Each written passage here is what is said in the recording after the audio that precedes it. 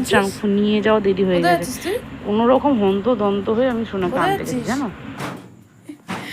এখন আর বলবে না কোথায় যাচ্ছিস। উঠলাম এই মাত্র ঘুম থেকে দুপুরবেলা, চোখ মুখ ধরে বোধহয় কানেরটা খুলে ফেলেছি। কানেরটা খুলে ফেলার একটাই কারণ, এই কানের দেখো কেমন দাগ হয়ে গেছে। কানেরটা না গুজিটাতে প্রচণ্ড লাগে। আমি কানেরটা আমার এত পছন্দের একটা কানের, আর এই কানেরটা আমার খুব পছন্দের একজন মানুষ আমাকে গিফট করেছিল আমার বিয়েতে।